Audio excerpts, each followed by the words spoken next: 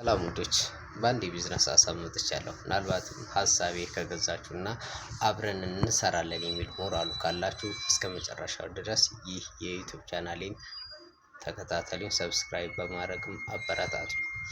በቀጥታ ወደ ቢዝነስ ሀሳባችን እንግባ።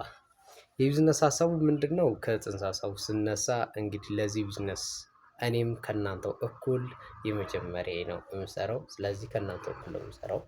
ውጤቱንም በጋራ የምናየው ይሆናል። ዩቲዩብ ከከፈትን መጀመሪያ ቪዲዮአችንን ዩቲዩብ ላይ ቀርጸን በስልካችን መጫን ነው። እንዴት እንቀርጻለን፣ እንዴት እንጭናለን የሚለው ምናልባትም ከዛ በፊት የተወሰኑ ቪዲዮዎችን ማየት ይጠበቅባቸዋል። ምን አይነት ቪዲዮዎችን ዩቲዩብ እንዴት እንከፍታለን፣ መክፈት የማትችሉ ካላችሁ ምናልባት ዩቲዩብ እንዴት እንከፍታለን የሚለው በብዛት ዩቲዩብ ላይ ታገኛላችሁ፣ የዩቲዩብ አከፋፈት።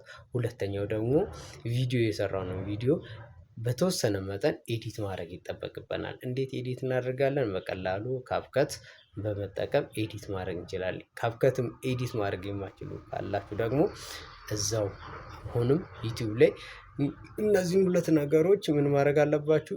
በደንብ ማየትና እንዴት እንደሚከፈትና እንዴት ካፕከት ኤዲት ማድረግ እንደምንችል ረጃጅም ቪዲዮዎችን ሳትሰለችሁ ለረጅም ሰዓት ዩቲዩብ ማየትና ፕራክቲስ ማድረግ፣ ቢያንስ 1-2-3 ቀን ፕራክቲስ ታደርጋላችሁ። ከዛ በኋላ ቻናሉን ከፍታችሁ ዩቲዩብ ቻናሉን ከፍታችሁ ቪዲዮ ሰርታችሁ ኤዲት አድርጋችሁ መልቀቅ ነው። በጣም ቀላል ነገር ነው። የመጀመሪያ ቪዲዮን ይሄን ለቅቄያለሁ። ከዚህ በኋላ የሚመጣውን ምን ያህል ሰብስክራይበር አገኛለሁ፣ በምን ያህል ጊዜ የሚለውን፣ ምን ያህል ቪው ታይቶልኛል የሚለውን ደግሞ በቀጣይ ቪዲዮ አብረን የምናየው ይሆናል። ሀሳቤ ከገዛችሁ አብረን እንጀምራለን። ሰላም ሁኑልኝ።